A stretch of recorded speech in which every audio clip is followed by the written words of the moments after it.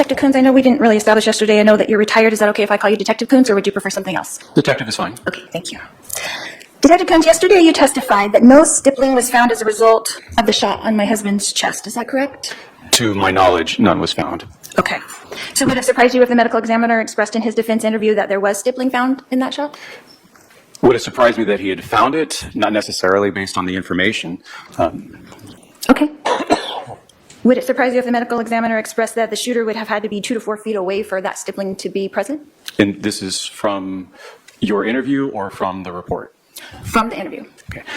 No, that actually would still be consistent with my observations at the scene. Okay, great.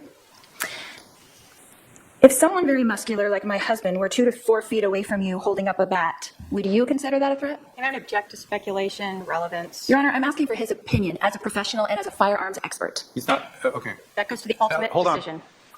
The objection is sustained and it calls for a legal conclusion. He calls for a legal conclusion? Yes, move on. Were you present, Detective, when my husband was shot? No, ma'am. Is there a video recording of it? To my knowledge, no. So is your opinion then an educated guess about what really happened? It's based on known facts. Okay. Were you aware, Detective, that my husband and my brother were very good friends? No, ma'am, I didn't know the relationship. Did you know that they hung out and played golf together? Objection, relevance? Sustained. Your Honor, I'm going somewhere with this. Well, I My guess, follow-up question will explain. I guess you can answer if you knew that they played golf. I did not know. In all of your investigation of my life, you never came across this information? Objection, relevance? Sustained. Are you familiar with my husband's wishes for his funeral? Objection, relevance? Sustained. Did you learn in your investigation that he named my brother Alex as one of his 5 best friends? And I'm going to object again to relevance. Sustained. Did you read the reports in this case? I did not read all of the reports in this case. No, I've read mine and I've authored mine, but I have not read the other reports. None of the other reports except for your own? That's correct. Okay. Detective, are you familiar with the follow-up report you wrote dated July 29th, 2019? You're going to have to be a little bit more specific. Did you review your reports in preparation for your testimony here today? Yes, but I have not memorized the dates of when I made a report entry. Okay. Would you like to see it to refresh your recollection? That would be helpful. Okay. Okay. Does that look like a true and correct copy of your report, Detective? I believe it is. And those pages run from what to what, please? They're obscured in the footnotes of it, but it looks like it's 126 through 131. Okay. And on the last page of your report, on Bates page 131, you explain what a shored wound is. Yes, ma'am. Could you read that underlined portion? I'm going to object to hearsay to reading it. Sustained. You can ask him to explain what a short wound is. Okay. Can you explain to us what the shored wound is that you explained in your report? Yes, a short wound would be a wound created as an exit wound where the projectile is exiting the body and the body is either up against a firm surface or firm material, like spandex type thing. That's how it's been explained to me. Okay. That's fair. You said held in place by tight clothing. Is that correct? Yes. Okay. Did you, in fact, and it says in your report, did you, in fact, collect my husband's clothing? Yes. Okay. And you took the clothing, it says, to the property storage facility. Is that correct? Yes, it went to a drying cage. Okay. Detective, are you familiar with bamboo clothing? I can't say that I am. Okay. Were you aware that on July 29th, 2019, my husband was wearing a $200 bamboo workout shirt? Objection, relevance? He can answer if he knows. I have no idea what the cost is. Are you aware that bamboo is a heavy-duty fabric, not to rip or tear except under extreme conditions? I've not done any research into bamboo fabric. Okay. So could this fabric of his shirt have caused the wound to be short? It could have been a contributor, but it would not have been in this particular case. Why so? The body would have been on the floor where the bullet defect was in the floor. So you just said in your report earlier that a short wound could be caused by tight clothing. Is that correct? Correct. And you're saying that could not have happened in this case? The shirt did not appear to be tight clothing to me. Well, it was made of bamboo, as we established, right? Is that correct? I am taking your word for it. I do not know that it's a bamboo shirt. Okay. And you did not investigate that at all? No, ma'am. But you had the shirt in your possession, It was seized as evidence, yes. and you never checked what kind of fabric it was? No, ma'am. And you never checked if that could be a possibility. No, ma'am. And you knew that spandex was kind of a material that could make that kind of short mark that you just mentioned, correct? It would have to be super tight clothing. Super tight clothing. Yes. Or a fabric that's even stronger than the spandex that you mentioned. The strength of the fabric, I don't believe, has a huge play in it unless it is form-fitting and compressing the skin, much like a hard surface or firm surface would. Okay. But what you said in your report was that held in place by tight clothing could cause a short wound. As has been explained to me, yes. Okay. Detective, in your report, you mention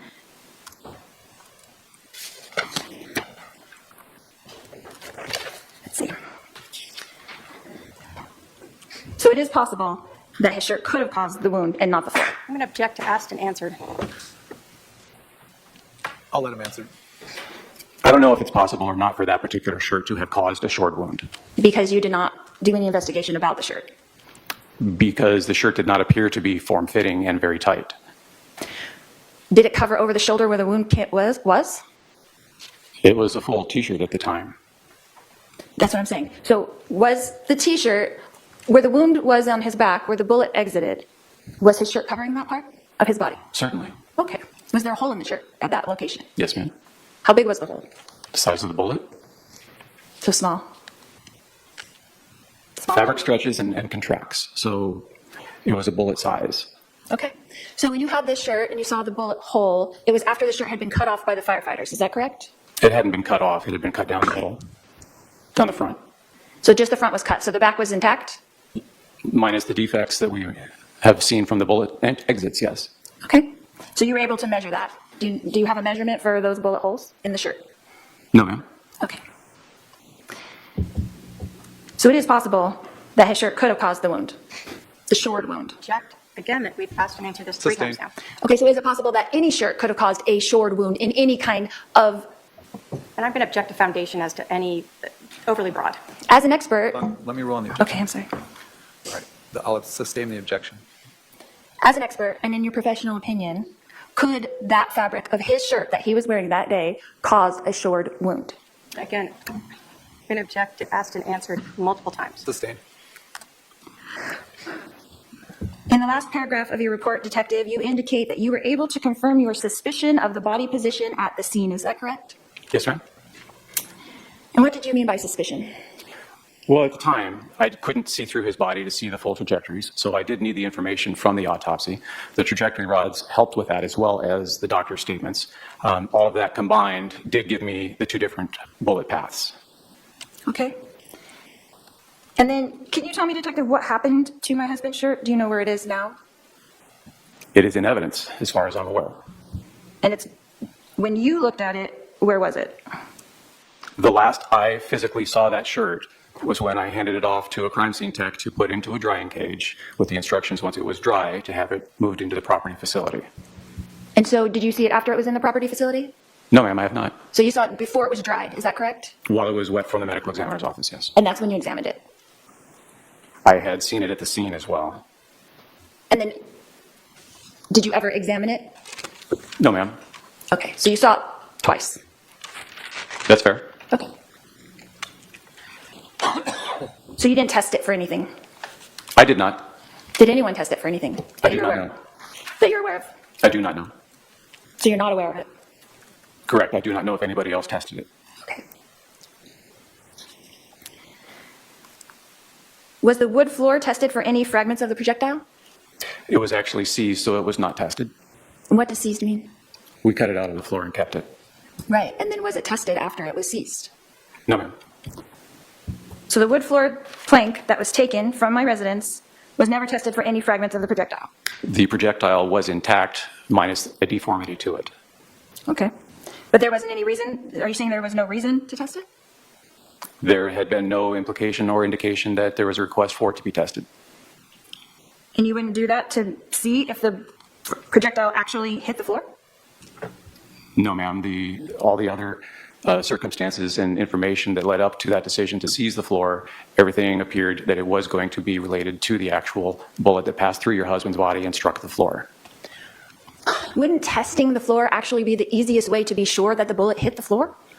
Not necessarily would it leave anything behind. Like I said, the bullet was a full metal jacket. It was still intact. There had been a significant amount of blood that had pooled in it. I do not know if there would be residue left behind in it for testing. Fair. Okay. Was the projectile tested for any marks from the floor? No, ma'am. Were you aware that this was a rental house that we lived in? I believe I'd heard that. Okay. Were you aware that we had only lived there for about 3 weeks prior to this incident? I knew it was a short time period, but I did not know the actual duration. Did you know that? You know that by the time you wrote this report, right? I don't recall knowing the exact time frame that you had lived there. Okay. So the defect in the floor of the rental house that we lived in could have already been there before this incident. Is that correct? Not in my opinion, no. But it could have. An objection, Your Honor, asked and answered. Sustained. So of all the divots that we saw yesterday in the pictures on the floor, it could not have been there beforehand? And again, asked and answered. I'll let him answer. Go ahead. The divots I believe you're referring to were extremely smaller than the actual defect, which was still relatively fresh and not sealed like the other divots were. Okay, can we see?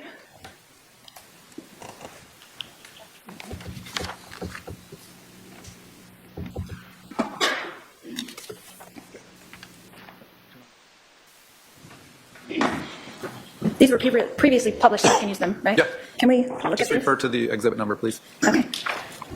Just put it on. Detective, can you see that? I can't see that very well on there. So, in Exhibit 57, Detective, I'm looking. this, where my pin is pointing, Yes, ma'am? that's the defect that you're referring to where the bullet struck. Is that correct? Yes, ma'am? Okay. And these defects were already previously at the residence. Is that correct? Yes, ma'am? And do they look that much significantly different than that to you? Yes, they do. What do you think the measurement difference in that is, in your professional opinion? There is no scale in this photograph. It would be difficult for me to give you an estimate. So in your estimation, this defect is much larger than this defect. Is that correct? The second defect you're pointing to appears to be wood grain indentations. The other is an actual defect in the board. Okay. Thank you. But this defect, this piece of wood that was cut out, was not tested. Is that correct? Again, asked and answered. Technically correct, but I'll let him answer. Correct. To my knowledge, it was not tested. Thank you.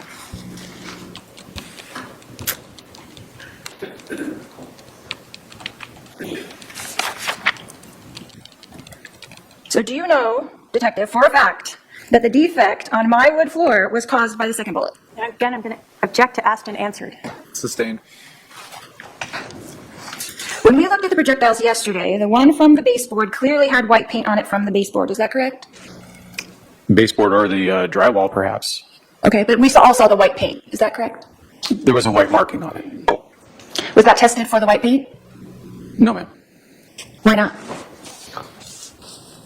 There was no decision made to have it tested. Because it was logical that it was in the baseboard where the baseboard was painted white, right? It was very clear that it had passed through your husband and lodged in the baseboard, and upon recovery, there was no deformation to it, indicating that it was a straight-on impact or relatively close, so that it embedded itself into the baseboard. Correct. So it wasn't tested because it really didn't need to be, in your opinion. Correct. Okay, that's fair. Next, we looked at the projectile that, according to you, made the defect in my wood floor. Is that correct? I don't understand your question. Next, we look at it, but I don't see anything. Oh, we saw the projectile. Can I find out what exhibit that was? Your paralegal has all those photographs. Can we use the actual exhibit? She can approach and. Okay. and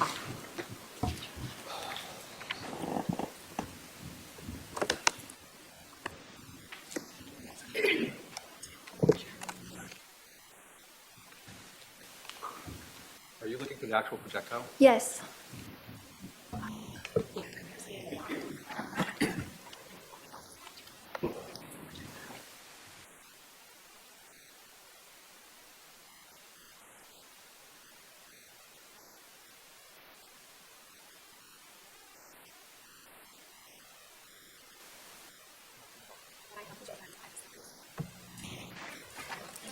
I believe it's a smaller.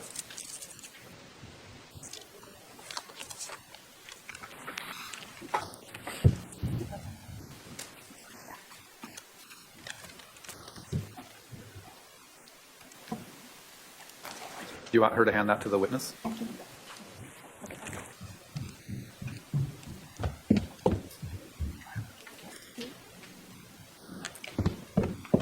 Is that 239?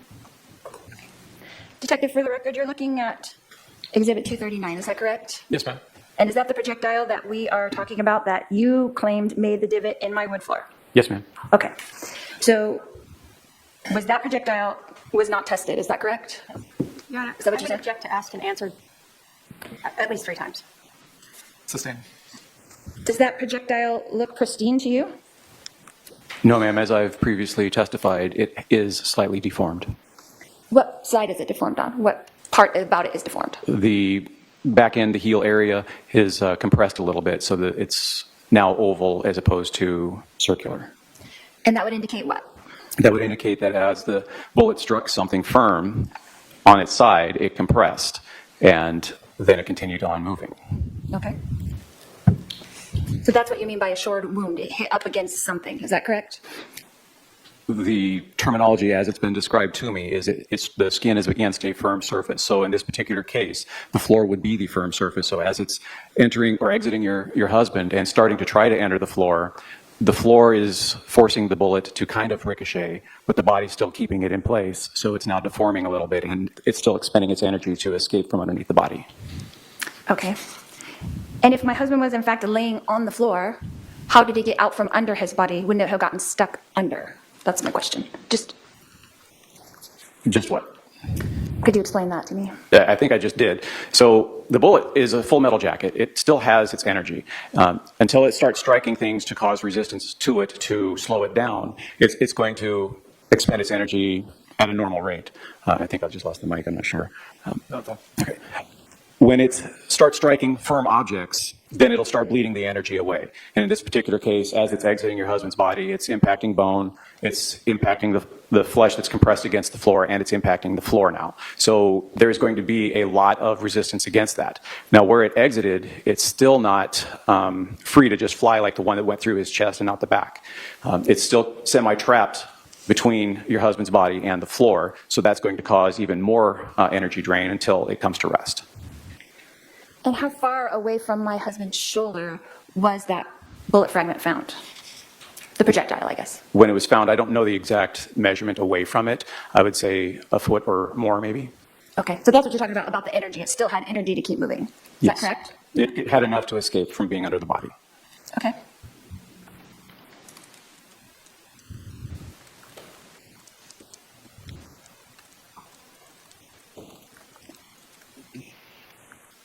So because of what you saw at the scene, and you state in your report that it was your suspicion that that's what had happened, was that my husband was supine on the floor, is that correct? Yes, ma'am. Okay. So was it your suspicion from the start of this investigation that led you to not confirm any other alternative? What other alternative, ma'am? My job was to collect the information and put it together with the information that was being collected in the interviews. The information from the interviews did not completely match everything that I had learned at the scene. Okay. Well, let's see. You did not test the wood floor, is that correct?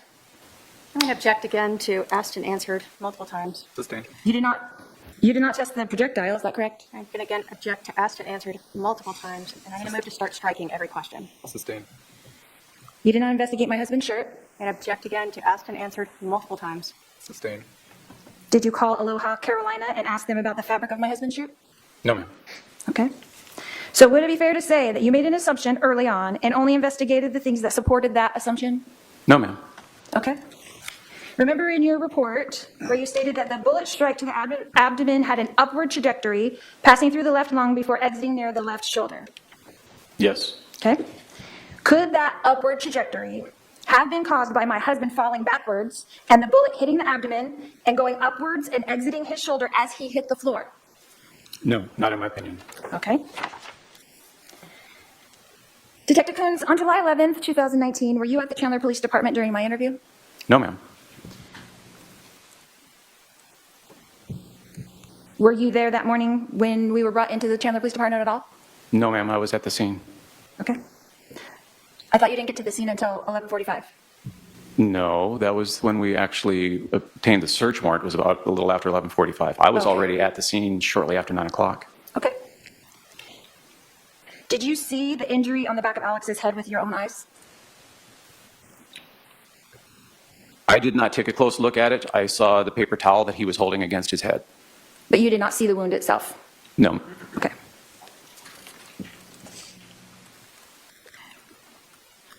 Are you aware if Alex's hands were swabbed for gunshot residue?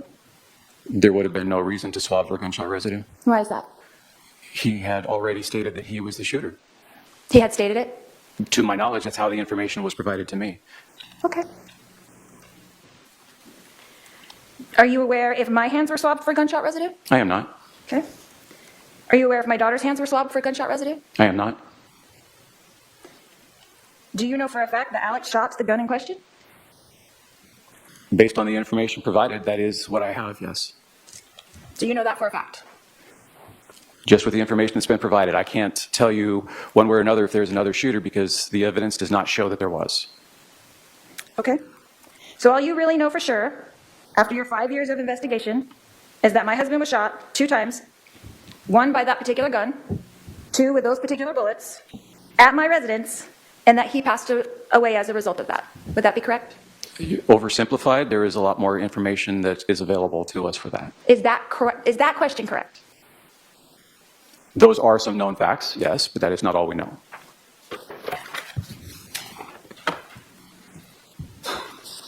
So you can't really tell me for sure who shot him, can you? Well, as we've established, I was not present when it happened. I can only go with the facts of what people have said and what the evidence shows. Okay. You don't really know what time he was shot, do you? Actually, no, I don't. Okay. You don't really know if he was falling back or lying supine on the floor, do you? Yes, I do. You don't really know what time my husband actually passed away, do you? No, ma'am, I don't. Thank you. No more questions. All right, redirect. Your Honor, I still have stuff that she You gave. can pass those to, let's have your paralegal get the report that you gave him, but I'll take exhibit 239, is it?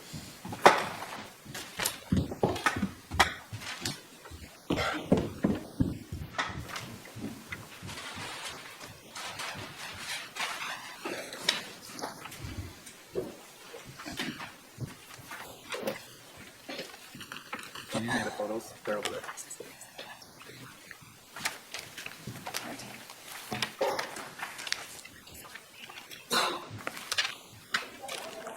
Yes, thank you. All right, Detective, I know we started yesterday, so I'm going to kind of go back through a few different areas, all right? Yes, ma'am. In terms of just understanding your role working with crime scene techs, you had testified yesterday that they are often the ones who actually pick up the item of evidence and put it in a bag, correct? Frequently, yes. Are you there observing them as they do that? Yes. You're not just wandering around outside drinking a coffee while they're processing the house? No, ma'am. So every item that we brought in is something that you observed, you were there as they were documented and collected. Correct. And some of them, like the gun, you actually had to make safe before it could be collected. Actually, Detective Duncan is the one that made it safe, but I was present for those things. Okay. You were asked about the backyard being searched. When you have other people searching the house, and I think you'd said it was a collaborative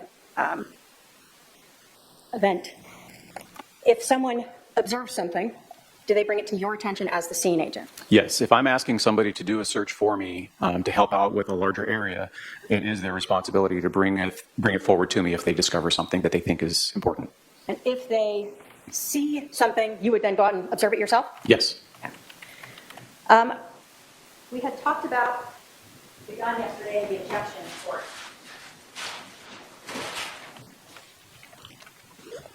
See if this will be visible here. What do we see right here? So that is the ejection port.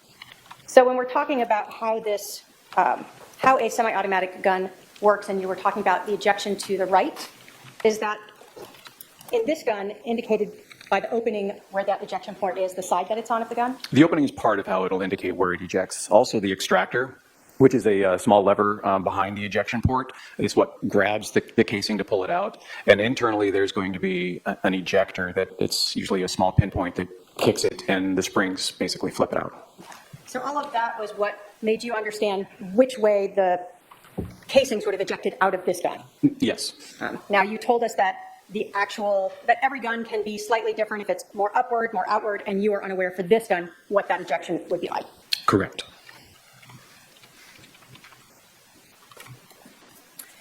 I'm going to go back to your diagram. This is Exhibit 5.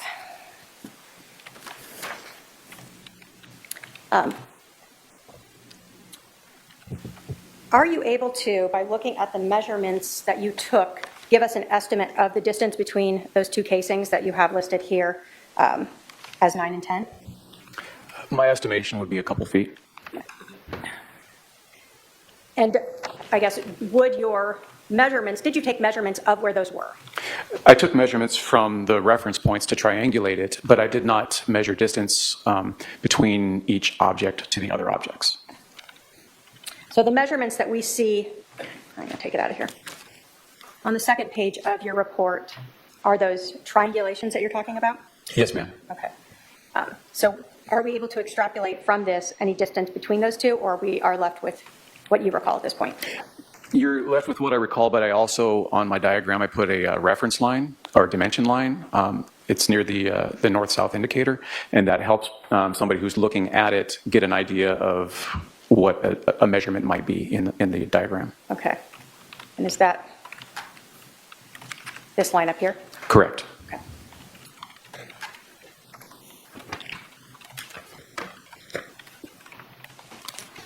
There was a lot of questions about where the shooter might have been at the time when this shooting occurred. Start with 19 while I look for a different perspective. But in this house, you have talked about a rounded wall. Can you tell us where you're talking about for that? And you don't need to put up 14. So on 14, what is this rounded wall that you're talking about when you're referring to the location or potential location, let me say the general location of the shooter? So the rounded wall is at the south end of the main room that we're in, where the body's at.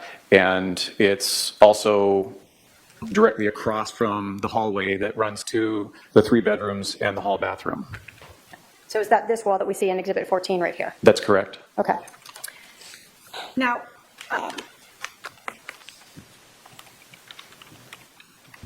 when we are talking about a gun being fired and casings ejecting, as someone who has fired guns before, have you fired them on where the casings are landing on a hard surface? Yes, Do casings bounce and roll? they do. So is the location of these casings, do they tell us exactly where they initially landed when they ejected? No. This is just where they ended up or stopped. It's where we found them. They could have been kicked at some point as well. Yes. Okay. When you are looking at this scene, are you relying upon these physical items of evidence to reach your opinion?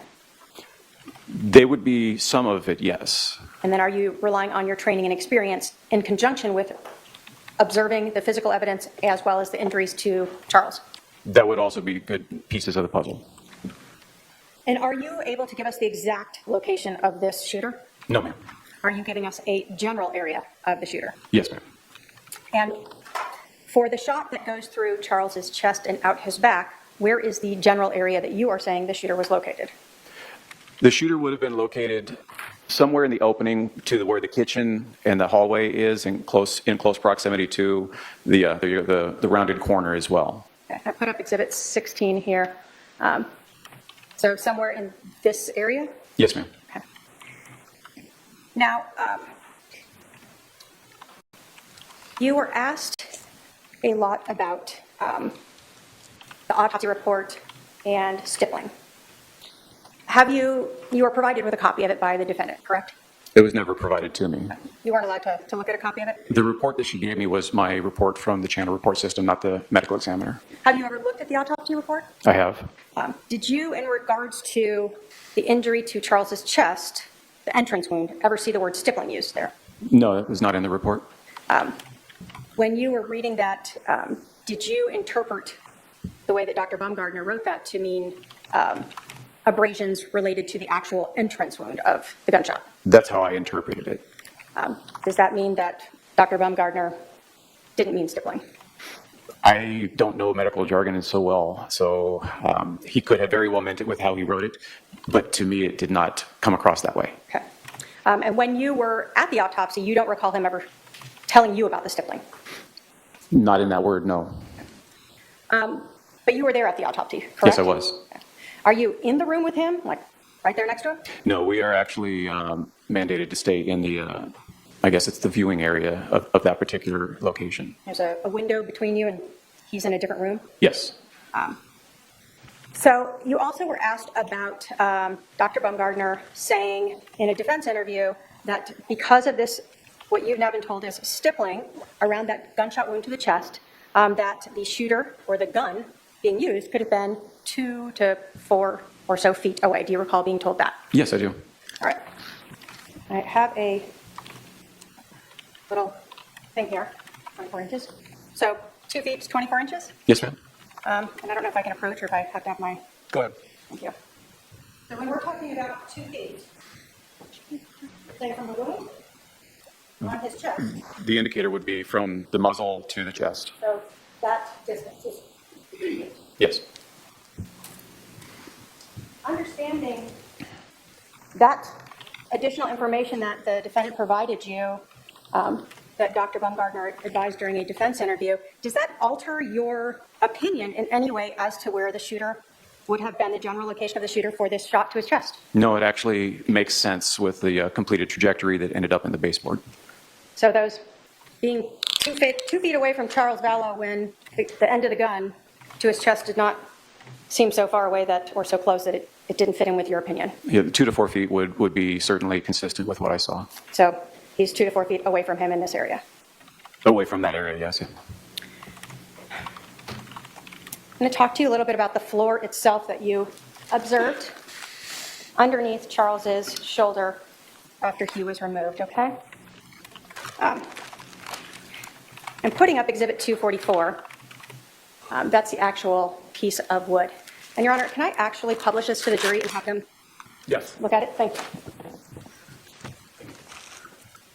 If I can have just all of them look at that and then I'll ask a couple questions.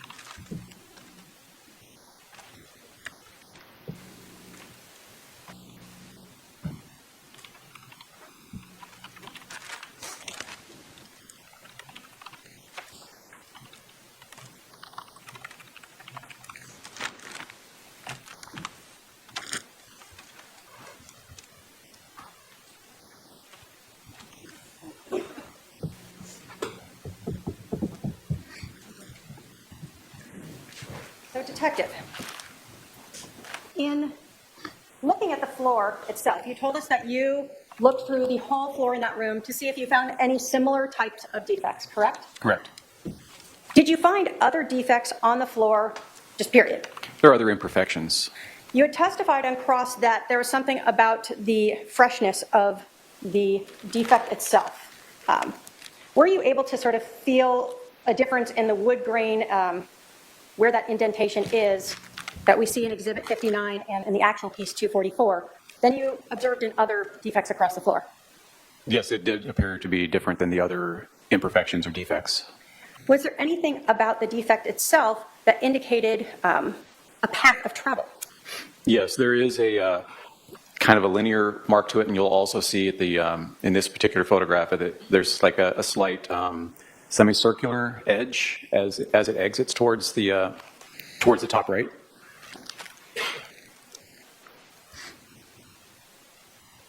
And was there anything about that pattern itself, both the depth, the freshness, the location of it, that made you feel it was consistent with a bullet strike? All of those factors help make it consistent with it, not to mention the location of the projectile that was in close proximity to this defect. So let's talk a little bit about those projectiles. I'm putting Exhibit 40 up here. Do we see the projectile over here next to Charles Vallow? Yes. Now, were you aware when you were given this scene that fire had already been there? Yes, I was. Pretty obvious because of all the medical devices, right? They left a tail. And if you were advised that fire has testified that they rolled Mr. Vallow onto his right side towards the west, would that have then exposed his left shoulder there? You should have. Do you know whether or not that bullet was ever moved at all personally? Well, I have no idea what the condition of that bullet was until I physically saw it. Okay. Now, the location of this bullet here on the floor next to Charles, why is that significant in determining whether or not Charles was upright or down? Well, it's significant because for this particular shot, he would have basically been vulnerable, if you will. Let me ask it this way. Why is that significant in making your opinion that he was on the floor versus upright for the shot to the abdomen? Oh, okay. The angle of entry into the abdomen and exit is not consistent with him being upright or any other way other than lying on the floor. The defect is where the defect is, and the bullet, as demonstrated with the chest shot, had enough energy to exit. And had he been any other direction, I would not have expected the defect to be right underneath the body. So if someone is standing and someone's on the floor shooting upward, where would the bullet go? Well, if he's standing and the shooter is horizontal, then the bullet would go towards the ceiling or high wall area. So this idea that it would end up on the floor below him and right next to him, would that fit with that scenario? Of him standing, no. When you're looking at the bullets and the location of them in this scene, we have that other projectile, I'm going to put 20 up here, that went into the baseboard on the east side of the room, correct? Yes. When you talk about someone being standing upward and the bullet being slowed, can you explain to us how this bullet landing over here and embedding itself in that baseboard is consistent with Charles being standing upright when he was shot? It fits the dimension of the room. It fits the wound path through the chest and exiting the back, because the exit is lower than the entry. So there's already a downward motion to it. I know that the bullet struck the spine prior to exiting, so that would bleed even some more energy from it and potentially cause it to start dropping as well. So the wound itself was slightly downward? Yes. And then given the distance away from Charles, this would be, in your mind, consistent with having gone through him in that chest to back exit downward angle? Correct. So that really only left one other bullet in the room to explain the other injury? Yes, ma'am. And that's the one that was right next to him? Correct.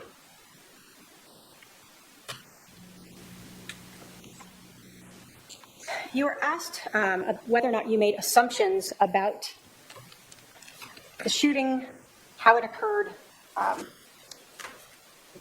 When you got to the scene, you were given a basic briefing, right? Yes. How do you start looking at a scene when you're observing the evidence there? I do an overall assessment of the scene. I apply the initial information that's given to me, and I progress from there. Are you, if the physical evidence is what it is, are you trying to find a new way to make that work? No, I let the evidence speak for itself. So here the physical evidence is one bullet is in the baseboard, right? Yes, ma'am. And so that had to come from somewhere that makes sense for that trajectory, right? Yes. And then the other bullet is right next to Charles. Correct. And so, again, you're looking at all the physical evidence and how that fits together. Yes. And in this case, in your opinion, the shot through Charles's chest that exited his back did the evidence support to you that he was standing up for this shot? Yes. And in your opinion, looking at all the physical evidence from the casings, the projectile, the injuries to Charles, was that consistent with the shooter? And now that you know the stippling, with the shooter being still in that sort of kitchen hallway-ish area when he fired that shot at Charles? Yes. And in your opinion, again, looking at the casings, the injuries to Charles, the location of the projectile, as well as the shored wound, and the lack of stippling, does that support your opinion that Charles was on the ground when he was shot in the abdomen? Yes, it does. I have no other questions, Your Honor. Are there any questions for this witness from the jury? I'm not seeing any. You can step down. They can call its next witness.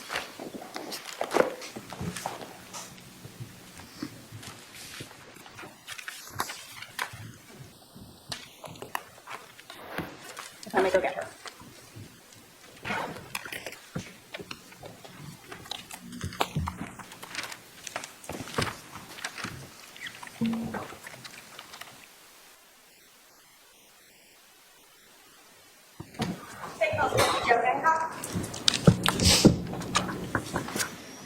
All right, come on up. You're going to stand right here and be sworn in.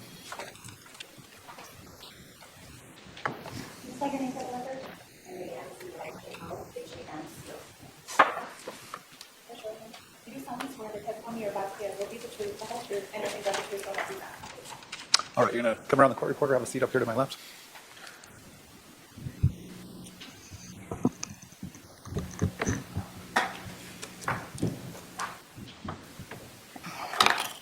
Can you please introduce yourself to the jury? Hi, my name's Nancy Jo Hancock.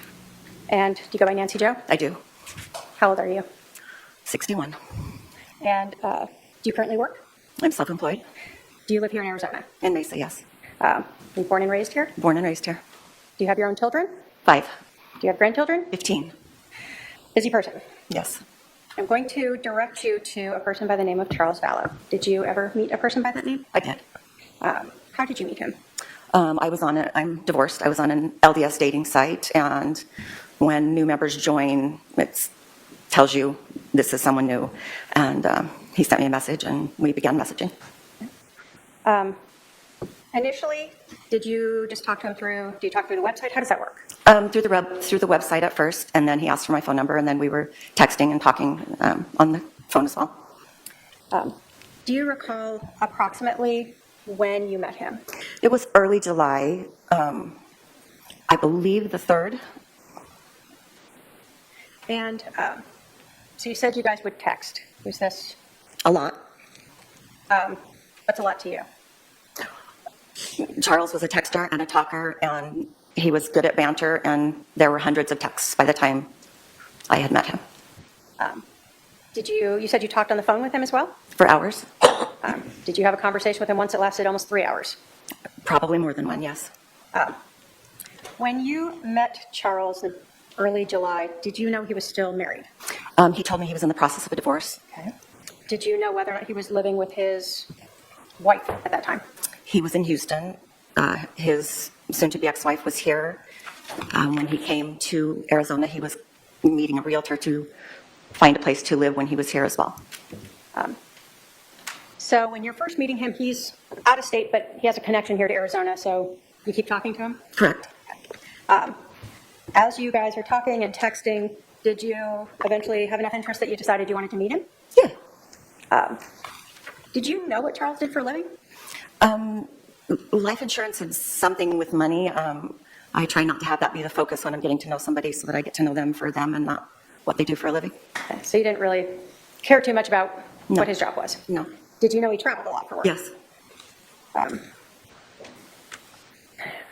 As you and Charles are talking and texting, just sort of yes or no, can you tell us, did he get very detailed about his life with you? Yes. Did you know if Charles had children? Yes. Just yes or no again, did you talk to him about his wife specifically? A lot. Did he mention his wife by name? Yes. What did you believe his wife's name was? Lori Vallow? Have you ever met Lori Vallow? No. Again, just sort of yes or no. Did Charles talk to you about why? Objection. Leading? Objection. I haven't heard the question yet. Go ahead. So just yes or no, did Charles talk to you about why he Leading was is yes or no. No, leading is a question that suggests the answer, so she can answer yes or no. So again, just yes or no, did Charles talk to you about why he was separated from his wife? Yes. Based upon your discussions, how long did you think there had been issues going on between Charles and his wife? For several months, but more intensely since the beginning of that year was 2019, so since the beginning of that year. You told us that Charles talked to you let me ask you, yes or no, did he talk to you in great detail about his relationship with Lori Vallow? Yes. You told us you met on an LDS dating site, right? Correct. So are you a member of the Church of Jesus Christ of Latter-day Saints? I am. Was there anything that you were hearing that you thought were outside of your beliefs? A lot of things. As Charles was telling you these things about his wife, can you tell us his demeanor? What his voice was like, what his attitude was like as he's talking about that? I just remember thinking that he was strangely calm and still kind towards Lori, even through what they were going through. You told us you were aware he had a child. Did you know where that child lived, who the child lived with? Yes. Who was that? He was living with Lori at that time.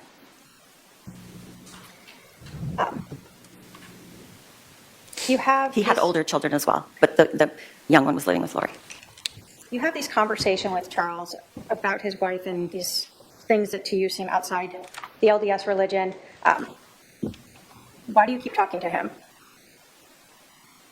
Well, he was very charming and kind and funny and very clever, really good banter.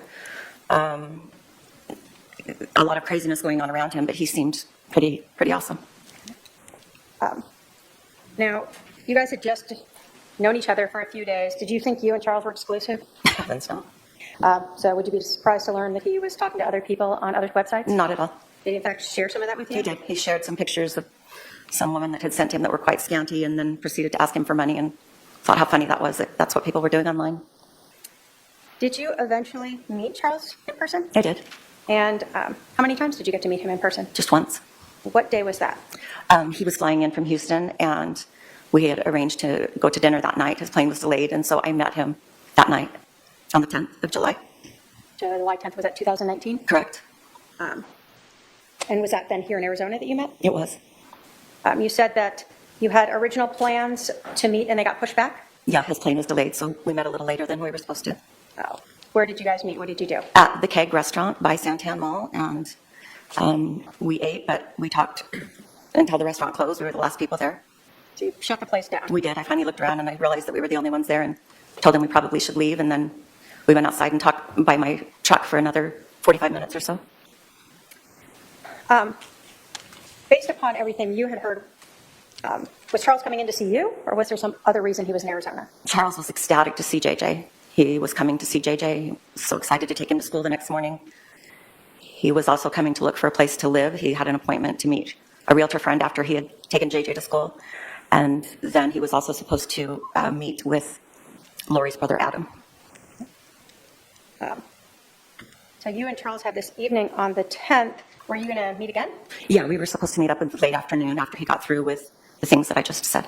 So did you have a set time for the next No. day? Can you describe Charles? Was he a fit man? What was his size? Very fit and into physical fitness. And while we were talking, I know that he was swimming. I got to go to the gym. And yeah, very, very fit, strong. When you were talking with Charles on July 10th that evening, let me ask first, do you recall about what time you ended up meeting him? It was around 7. I got there first, and but it was right around 7, between 7 and 7:15, I'd say. And do you recall about how long you guys were together until you finally Well, the left? restaurant closed at 10, and they were closed and no one else was there, so it was after that we left. And then, like I said, we stood by my truck and talked for another half hour, 45 minutes after that.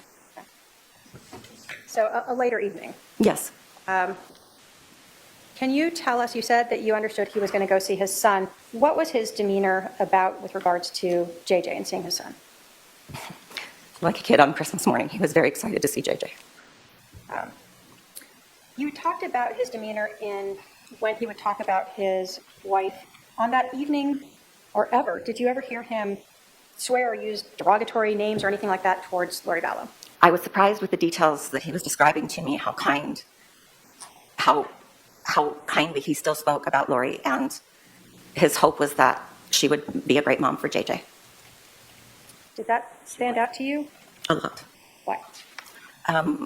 Most men that you date are not nearly so kind about their ex and describe them in more derogatory ways and don't speak so kindly. And I remember just thinking how odd in a good way it was that he was not speaking in a derogatory way about Lori. So that made an impression on you. It did. During any of your conversations with Charles, did you ever learn that he had a life insurance policy? I did. As you were talking, did Charles really just tell you a lot about his life? A lot about his life, yes. Were you almost surprised at the amount of detail of his life that you learned? Yeah. Did you understand whether or not any changes had been made by Charles to the life insurance policy? He told me that he had changed his beneficiary to his sister Kay, and as he was proceeding to tell me some of the things that were going on, I suggested to him that maybe he should let Lori know that he had changed the beneficiary on his life insurance to Kay. Why would you tell him that?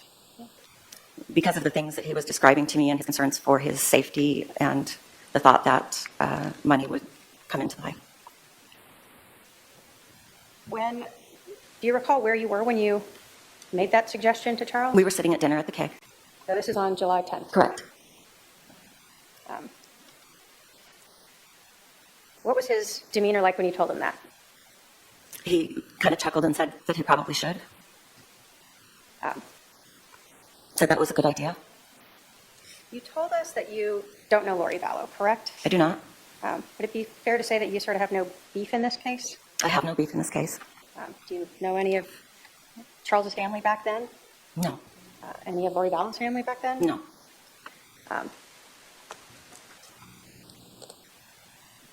When you, left Charles after talking in the parking lot that evening, you told us that you had sort of unformalized plans to see Charles the next day. Correct.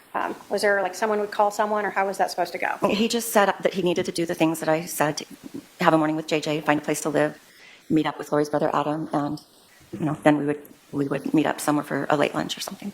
Did you ever try to reach him on July 11th of 2018? I did. Did you try texting him ever? Around 11-ish in the morning, I texted him and asked how his morning with JJ had been. Did you get a response back? I did not. Did you try calling him? A couple hours later, I called once, yes. Did you get a call back? I did not. What were you thinking when you didn't hear from Charles after you spent this night? I was puzzled how I had misread what I had thought been a good date so wrong that he would not even take the courtesy to reply. Wondered why, but just figured that was what his decision was. So on July 11th, when you're not hearing back from Charles, did you know that he had been shot and killed? No.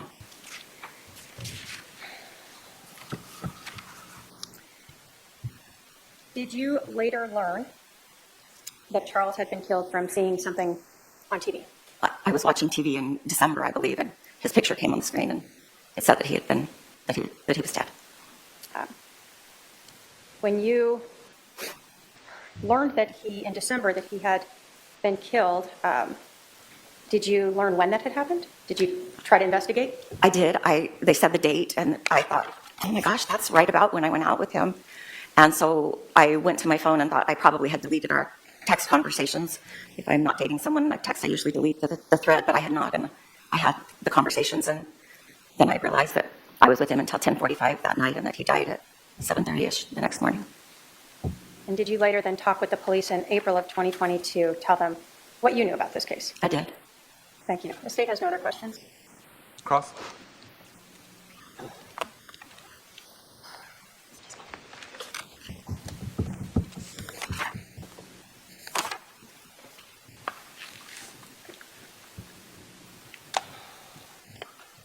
Nancy Joe, right? Correct.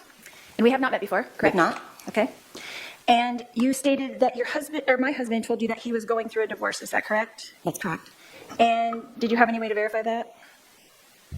No, I didn't try to verify that. Okay. So did it surprise you later to find out that we were not in the process of a divorce? Charles was in the process of a divorce. He was not in the process of a divorce. Did it surprise you to find that out? You've seen it all on TV when we're not getting divorced. Okay. So on the website that you met him, did he say he was divorced? I'm not certain. Would you have gone on a date with him if he would have said he was married? If I would have realized how married he still was, maybe not. But I just met for dinner. I wasn't sleeping with him or anything. Do you go on dates with married men? Not naturally? Argumentative. I'm going to also object under 611 for harassment. All right. I'll also sustain the objection. Your Honor, do I not have a right to cross-examine this witness for what she has already testified to? You can cross-examine her about what she's testified to. So you did go on a date with a married man, I went on a date with Charles.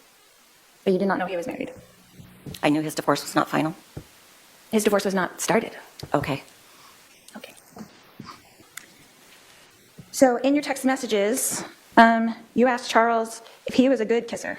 Is that correct? Maybe, sure. Did he answer that text message? I'm gonna sure. object to I'm sure he did. relevance. Again, 611 harassment.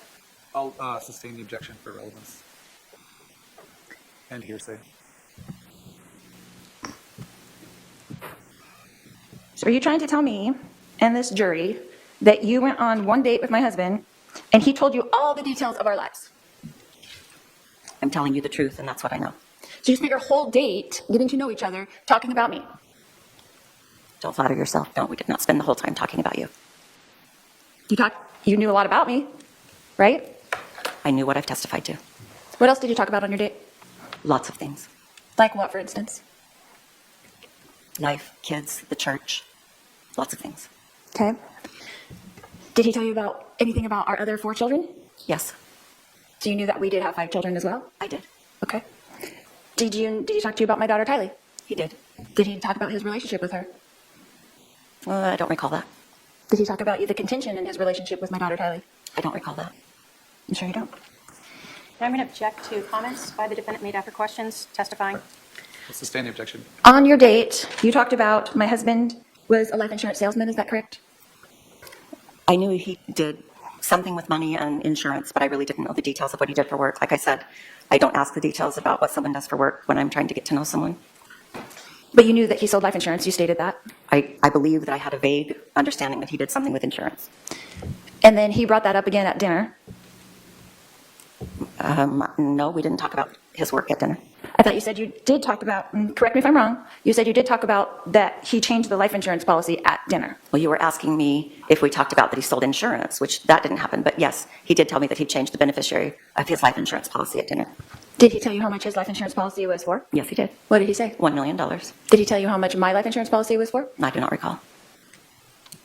You don't recall? We didn't talk about you very much in that vein. When did you talk to him about me very much then? If it wasn't at dinner, was it in your text messages? We were talking about what he was going through in the process of separating from you, not about what your life insurance policy was worth. And we talked about you on the phone, and when I say you, meaning what he was doing as he was going through this separation. So let me understand. You were dating some different men on this website, right? From the websites. Sure. Would you say it was common for men to be talking so much about their supposed ex-wives during their conversations with a potential... It's actually very common. Really? Really. Interesting. And again, Your Honor, I'm right. going to object to the defendant making comments after her questions. I'm sorry, Your Honor. I won't do that again. All right, please stop. I'll just ask the questions. Thank you.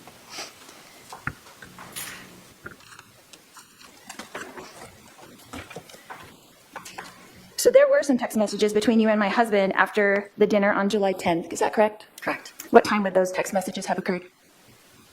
After dinner, What time? 10:45-ish. 10:45 to what? I'm not certain, ma'am. After dinner. 10:45 to midnight? Maybe? I just told you I don't know. Maybe. What did you discuss in those text messages? I'm going to object to relevance again. If there's a specific area. Sustain.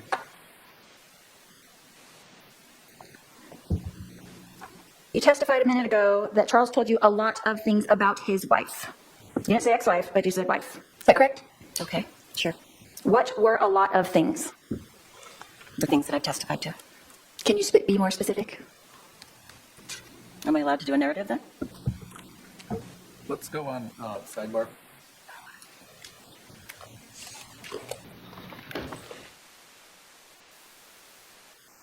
This witness shouldn't take too much longer. I'll have the jury wait for a few minutes. We'll see if we can finish this witness as we go into the lunch hour. But I'll excuse the jury for just a few minutes because we're having technical difficulty with the court reporter being able to hear.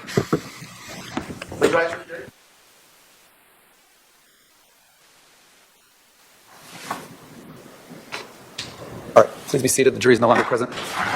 The last question the defendant asked of the witness was along the lines of, what things did you discuss about me, meaning the defendant? Is that correct? That's what Yes. I recall, Your Honor. Are you sure you wanted to answer that question? Because you're opening up a really big door. If you wanted to answer the question, I'll answer the question. How am I supposed to know what a lot of things are? All right, if you want to answer the question and there's no objection from the state, we'll bring the objection. jury back in and have her answer the question. All right, let's bring the jury in.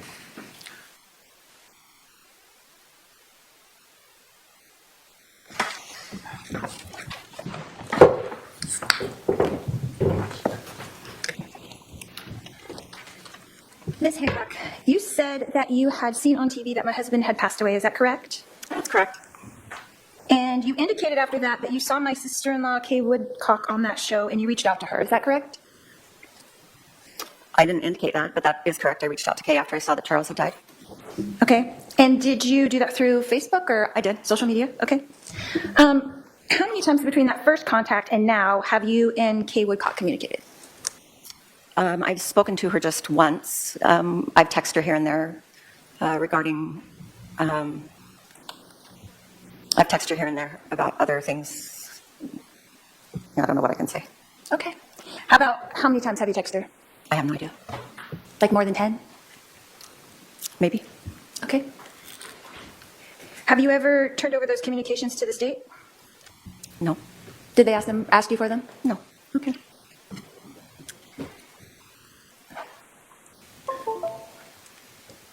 Did you ever turn over the text conversations you had with my husband to the state? I was never asked, but I understand that they retrieved them via having them through Charles' phone. Okay. I would have had I been asked. Okay. Did you turn over any other communications that you had with anyone else regarding this case to the state? I don't believe I've had any other regarding this case to turn over to anybody, so no. Okay. How many times have you spoken to this prosecutor? To Ms. Kay, Yes, to Ms. Kay. I met with her once in person and one other phone call, and then just text messages about the logistics of being here today. Okay. How many text messages would you say?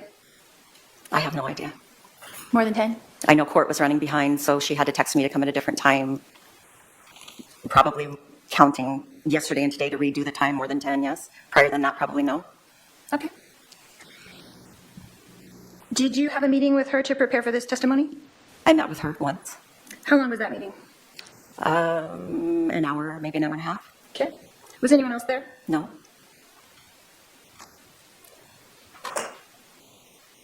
Have you ever spoken to my brother, Adam?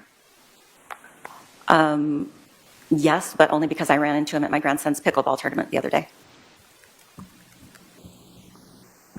And how did you know that was him? Because I've seen him on media via the situation surrounding you. So you initiated a conversation with him? I just said hi, and he asked me who my grandson was, and I pointed it out, and that was the end of it. So you introduced yourself to him? To my brother? I don't know that I introduced myself, but maybe. How would he know who you were?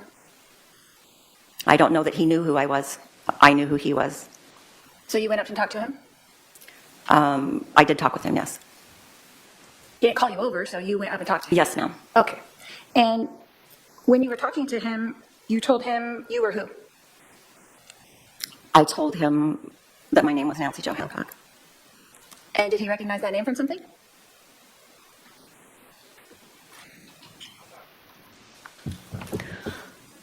can I go back and change how I met your brother? I forgot this until right now. So on a dating app, your brother's picture came up on my dating app. And I sent him a message and said, but he had a different name that he used, not Adam. And so I just sent him a message and said if he was going to use someone else's pictures, he should probably pick someone different than Adam Cox. That's how I met him. That's how you met my brother, Adam? Correct. Do you know what perjury is? Absolutely. I object, Your Honor. That's question. Argumentative, harassment. Argumentative. How long was this conversation that you had with my brother at the pickleball tournament? A couple of minutes, maybe less. And how many times had you communicated with him before that?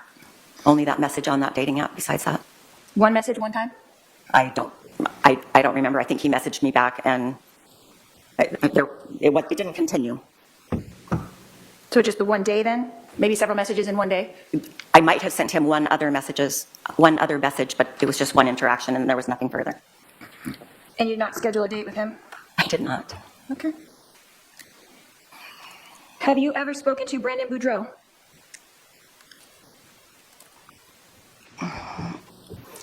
Yes. Okay, when? He attends the same church that my daughter does, and he happened to be at their house briefly, and I didn't really speak to him. I just knew that that's who he was And how did you know who he was? because my daughter told me. And who did she say he was? Brandon Boudreau. In relation to me? She knows the story, and I know the story, so she just had to tell me that his name was Brandon Boudreau. That he was married to my niece? Is that the information that you had? I know that he was married to your niece, yes. Okay. Just the association is all I was asking. And you did speak to him that time? Well, I don't believe I spoke with him. Okay. But you met him? I don't know that I even met him. I was there. He was there with some other people, and I knew that that's who that was. So you didn't introduce yourself to him? I did not. Okay. Did you speak to any other law enforcement besides Miss K? Not that she's law enforcement, but did you speak to any other law enforcement about this case or be interviewed? Yes. Who? Who did you speak with? Detective Moffat is who interviewed me. I believe that's... I might have left a message for him. I couldn't tell you who with, but the only one that I spoke to was Detective Moffat, Nathan Moffat. And when was that interview? In 2020, I believe in April. A long time ago. Okay. How long was that interview? About? It was a telephone interview, and it lasted 45 minutes, I'd say. Is that the only law enforcement that you spoke to besides the prosecutor? Yes. And how long between that interview with Detective Moffat and your first communications with Miss K, how much time passed in between there? With Trina Kay? Correct. I met with her just a month ago, 5 weeks ago, and I gave an interview in 2020, so. Is that the first communication you had with Miss K was 5 weeks ago? Yes. Okay.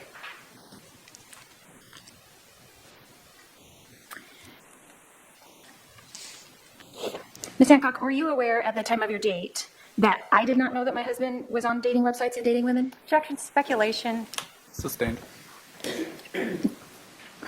Were you informed by him that I knew of the situation of us being separated? He was under the impression you were having an affair, so him moving on was a natural effect from that. He told you that? Yes, he did. Okay. Just to recap, you said that you met my husband Charles, on July 3rd. Is that correct? Approximately. Give or take a day. And you went on a date with him on July 10th. Correct? So that was what, 7 days later? Approximately. So would it be fair to say that you knew my husband for a week? Approximately. Okay. And then you had no contact with Charles after that, correct? Well, he was dead, so clearly I didn't have contact with him. Okay. And it wasn't until you saw that he had passed away on the news that you reached out to anyone, is that correct? Correct? I didn't know he was dead. And that was about 6 months later? Is that correct? I believe it was December, so July to December is 5 months, I believe. Okay.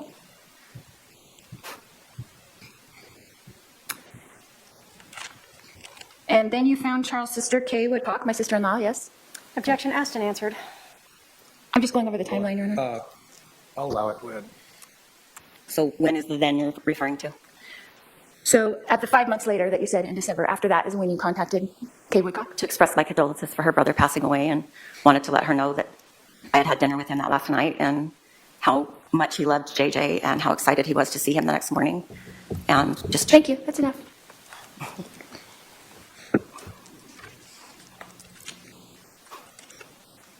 I'm just recapping here, and you contacted her through Facebook, is that correct? And again, asked and answered. I don't think that was actually asked yet. I'll overruled. Go ahead. yes, as I said before, I contacted her through Facebook. Okay. And then sent a few text messages, is that correct? That is correct. This is recap of everything we've already gone through. And then you said you met with police on April 22nd, 2020, is that correct? I didn't say April 22nd. I said I believed it was sometime in April. Okay. And I didn't meet with them. It was a telephone interview. Okay. And that was around 1 year after my husband passed away, is that correct? Well, July to April would be 10 months, so. No more questions, Your Honor? All right, redirect. Thank you.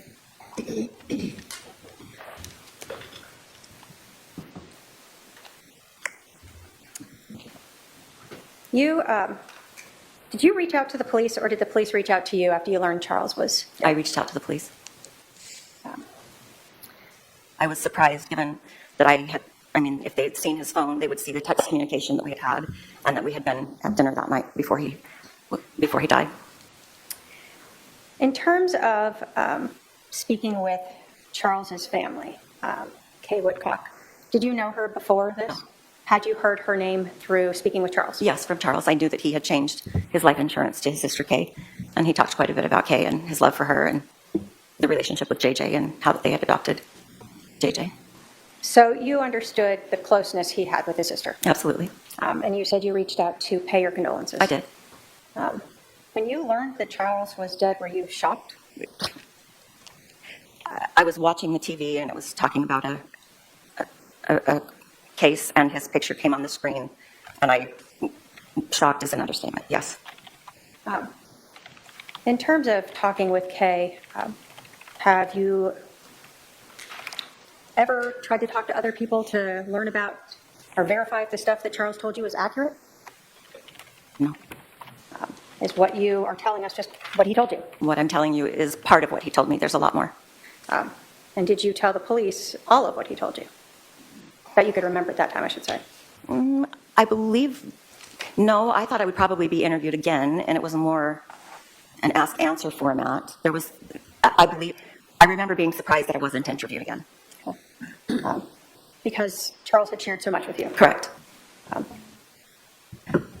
In terms of the defendant's brother, Adam, did you ever talk with him about the case? No.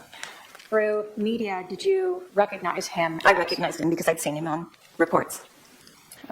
And I knew that he was going to be testifying in this hearing. When did you see him? When was this interaction? Like at this pickleball? a week and a half ago. So a week and a half ago, when you see him at a pickleball tournament with your grandkid, you say hi to him? Basically. You don't talk at all about the case? We might have talked about that we were testifying. I don't know. No details for sure. Okay. Just a general, and then he saw who my grandson was, and the end. So nothing about, hey, I'm going to say this, or Charles told me this? Absolutely not. When you and I met, did we go through your testimony? Or let me get this. Did we go through what you told the police? Yeah. Did I indicate to you to just tell the truth? You told me to tell the truth. Whatever that was. Whatever that was. You were asked about the fact that you knew Charles for basically a week, right? Correct. Did he make an impression on you? Charles was a large personality. It would be hard not to be impressed by his wit and just gregarious, big personality with his southern accent. You were asked a lot on cross about you dating a married man. Correct. What was your impression of where this relationship was between Charles and Lori Vallow when you and Charles started talking? Well, I knew that they had separated and that they had reconciled, and I knew he had filed, and then he had recanted that, but he also had met with an attorney to begin the process again and was very emphatic that he was done with all the craziness. And was that last time something that you understood to be very recent?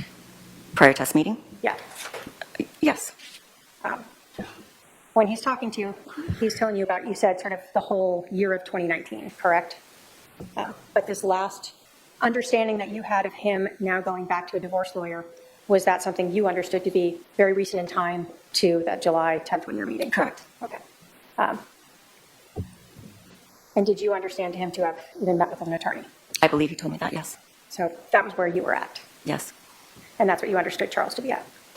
Yes, and I will say, after having dinner with him, I did tell him that no one would want to be serious with him until he was further along in accomplishing that divorce that he was in the process of, including myself. So even though you knew he was just barely starting now, did you still want to meet with him again? Yeah, I wouldn't have entertained a serious relationship, but he was fun, and yeah, I would have met with him again. All right. I have no other questions, Your Honor. Are there any questions for this witness from the jury? I see at least one question coming down. I think we have our white noise. Our Jury asked questions? Yep.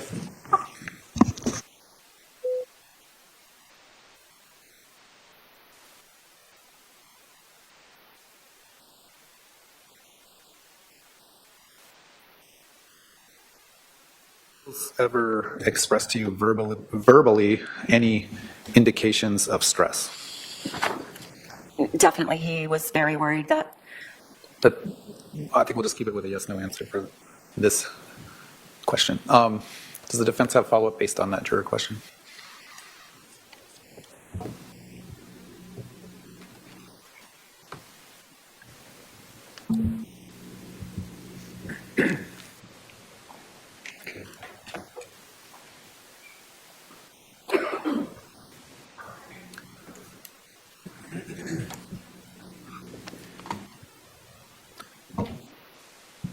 Does the defendant have follow-up based on that juror question? No, Your Honor. All right, state. Yeah.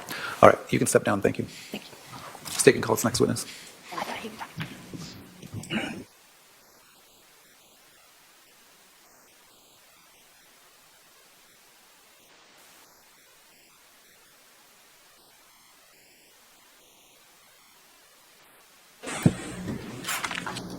All right, members of the jury, we're going to take a little bit of an earlier recess than our normal afternoon recess.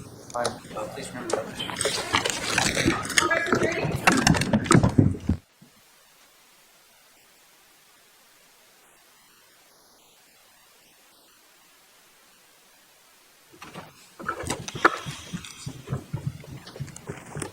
All right, please be seated. We're back on the record. The jury is present. The state can call its next witness.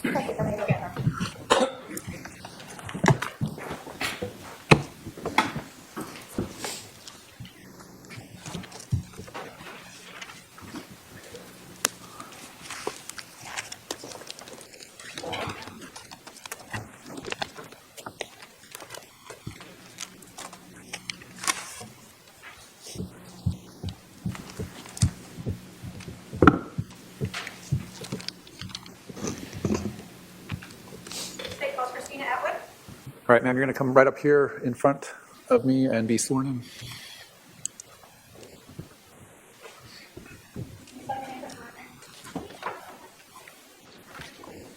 Thank you. Please raise your right hand.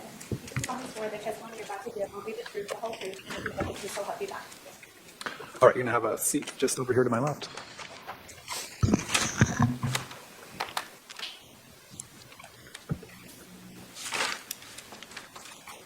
Would you please introduce yourself to the jury?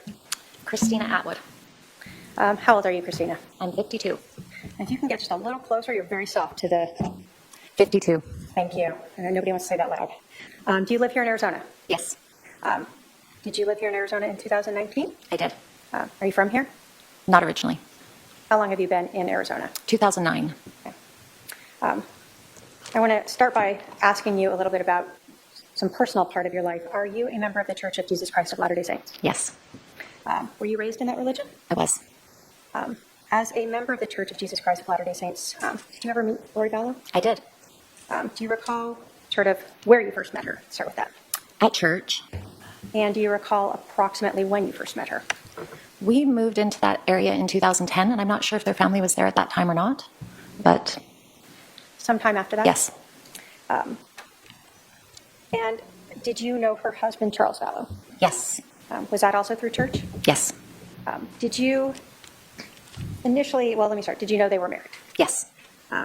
Did you have more contact with one over the other? More with Lori than with Charles. And why was that? My sons and husband had interaction with Lori through the primary program, and I didn't have much interaction with her before they moved to Hawaii. But when her and Charles had moved to Hawaii, we went on a trip and we stopped to visit, and Charles was not at home, and so we interacted with Lori on that trip. Okay.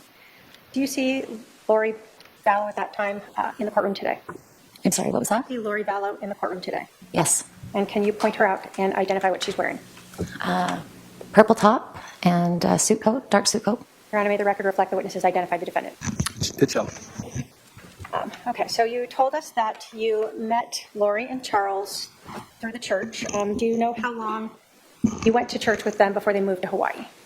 I don't recall what year they moved, but I know that we moved to the area in 2010, and we went and visited in 2015. Okay.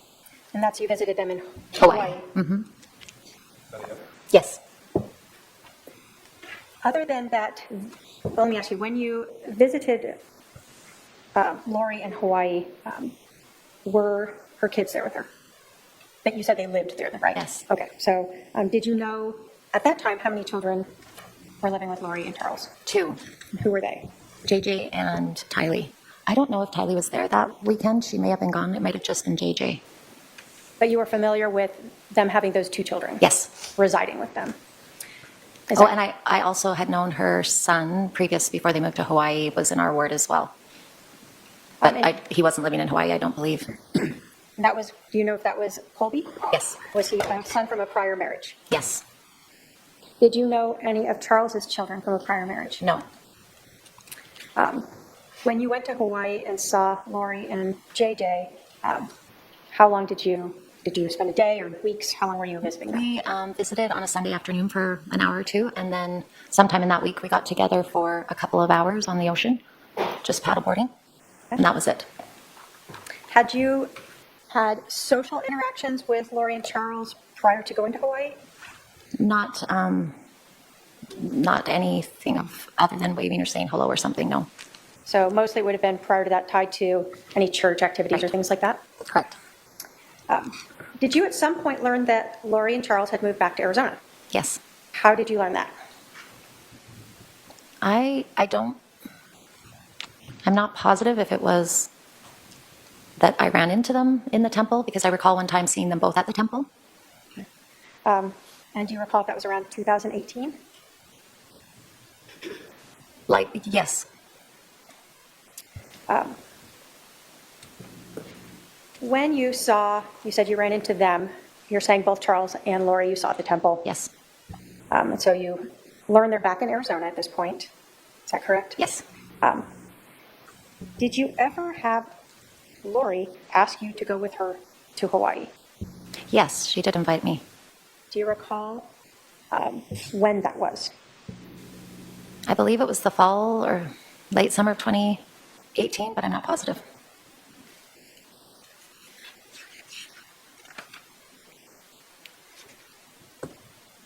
Do you recall ever do you remember being interviewed by the police? Yes.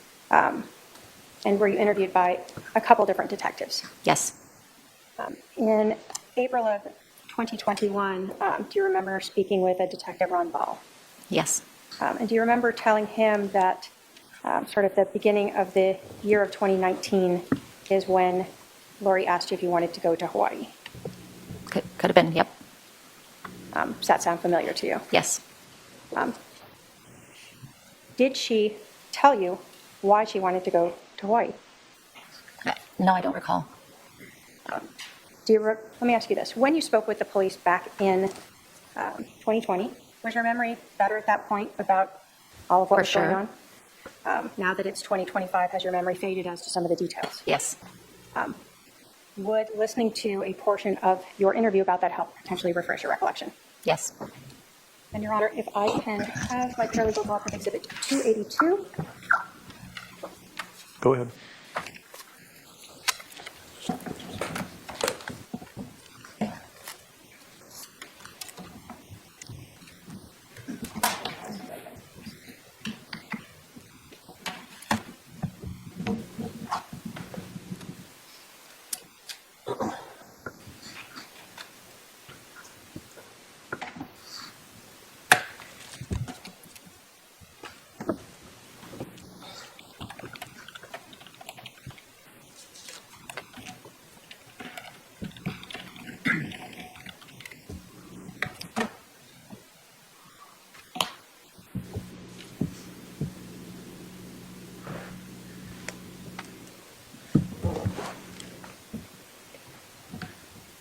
If you can just listen to this portion and see if that refreshes your recollection as to why Laurie was asking you to go to Hawaii and when.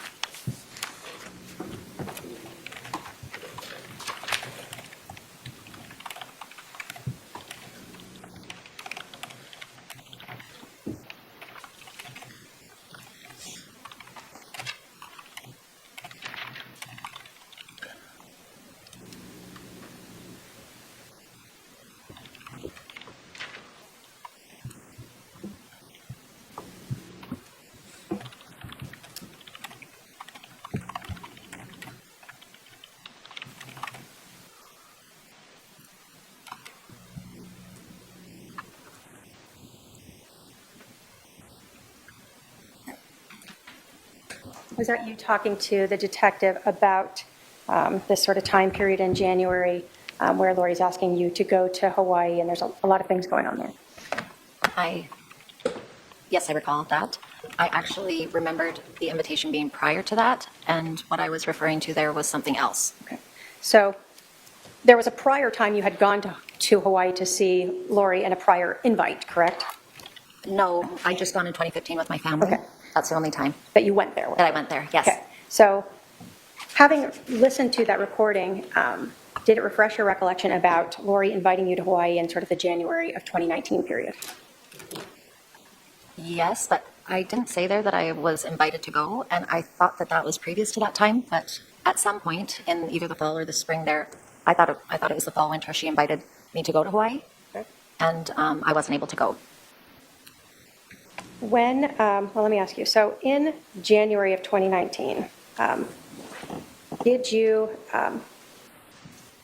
did Laurie reach out to you about some things that were going on in her life? Yes, Did she talk to you about her marriage? she shared that she was upset with Charles. And did she indicate whether or not she was still living with him? She had indicated that she was not with him at the time. Did she indicate that she had gone to Hawaii? Yes, And did she indicate that she was not telling anyone that she was there? she indicated that she was keeping it, that there wasn't very many people she was sharing it with, yes. Okay. Did she indicate that Charles was back in Texas? Yes, Did she indicate that Charles had JJ with him in Texas? yes, Did she indicate that her daughter Tylee was staying with her brother Alex? yes, Did she indicate that Charles had tried to take her temple recommend away, and this was one of the reasons she left? yes. And was it her, did she tell you that she didn't want Charles to know where she was? I don't recall. So if you had said that to the police back in April of 2021, would your memory have been better? For sure. Do you contest that you told the police back then that she was trying to make sure that Charles didn't know where she was? I'm sorry, could you say that again? Would you, if you had told the police back in April of 2021 that Lori told you she didn't want Charles to know where she was, would you have been truthful back then? For sure, yes. Okay.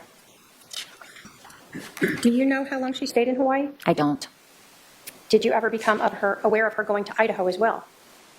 No, not until December of 2019. Do you know how long she stayed, how long she didn't let Charles know where she was? I don't recall. At some point, did you learn she was back in Arizona? Yes, Did she reach out to you to invite you to any groups? yes. Do you recall approximately when the first time it was that you met with her in some group format in 2019? I believe it was spring 2019, maybe February. And do you recall, were there other people at that meeting? Yes, Do you recall who was there? yes. Who was it? Zulema, Melanie Gibb, Nicole Earl, and Serena Sharp. Who organized that? Or who invited you? Let me ask that. Did Lori invite you or did one of these other women invite you? I don't recall. Do you recall whose house it was at? It was at Zulema's. Okay. And did you know at that time if Lori and Charles were still separated? Could you say that again? Did you know at this meeting if Lori and Charles were still separated, living in different homes? Yes, I believe so. Did you know who was caring for JJ at that time? Yes, I believe she was at Alex's. JJ? Oh, sorry, JJ. I believe JJ was in Texas. Still with Charles? Mm-hmm. And that's a yes? Yes, And then you said Tylee was still staying with her uncle Alex? yes. Did you know where Lori was living at that time? With Alex. Had you met these other women prior to this meeting in February-ish of 2019? The only other person that I knew was Nicole Earl. Okay. So this was the first time you were meeting the person whose house it was at, Zulema? Correct. The first time that you were meeting Melanie Gibb? Correct. And the first time you said Serena, is that Serena Sharp? Correct. Was there anything that Lori said at this meeting in February-ish of 2019 that she said about Charles that stood out to you? She was concerned about dark spirits plaguing him.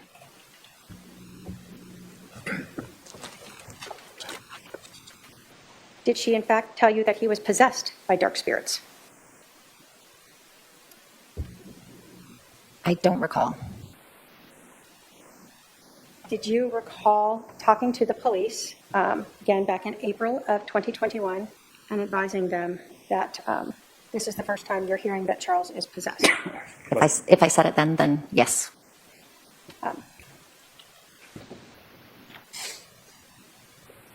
When you were meeting on this weekend, or this weekend, what do you remember about this group meeting? Was it a night, a weekend? How was that? It was an evening.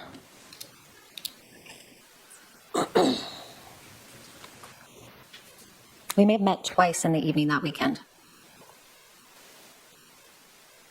Did you know where Serena was from? Like, did she live locally? She did not. She was visiting from out of state.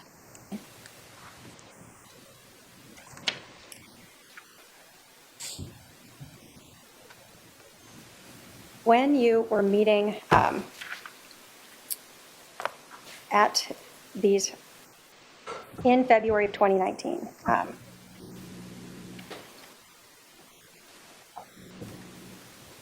do you recall telling police that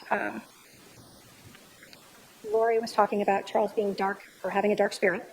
Yes. And do you recall saying that he was possessed and she had a name for who he was possessed by?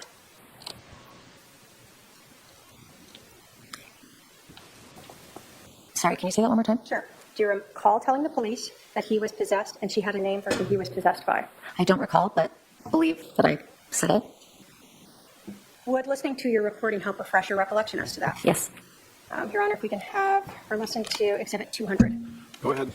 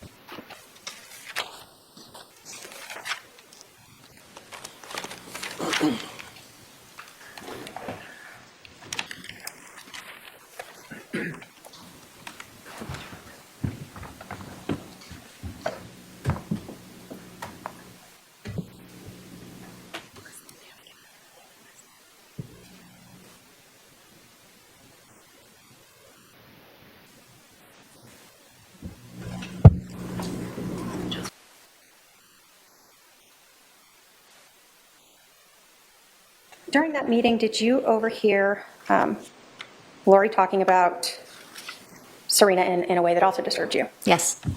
What do you recall of that? It was just very negative, and that she didn't believe that Serena was going to be good after all, something to that effect. So prior to that meeting, Serena had been at the meeting at Zulema's house, Yes, just the one. and she had been on a Zoom meeting, maybe? Yes. And then this meeting in June, she was was not. She was not. And at that point, Lori seemed to be talking negative of her. Correct.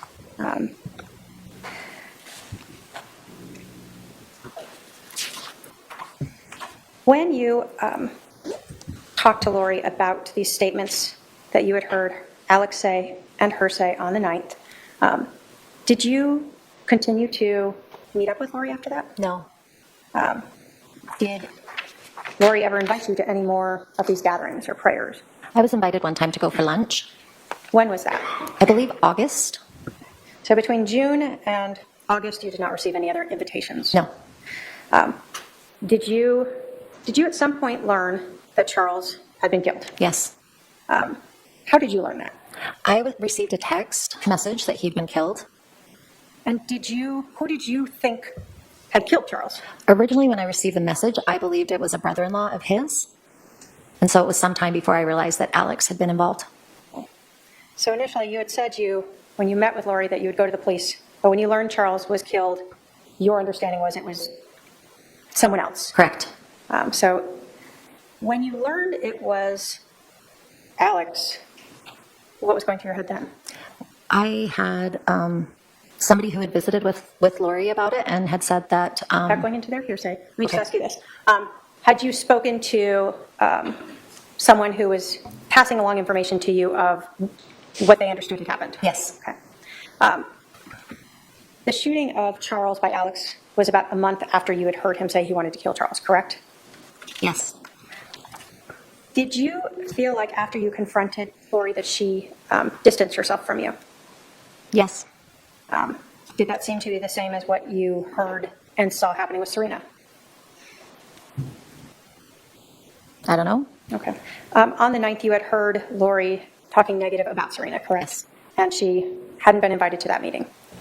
She lived out of state, so it wasn't surprised that she wasn't invited. Had she flown in for a previous meeting, though? Yes. So, Just the one, the initial one. in terms of your interactions with Lori,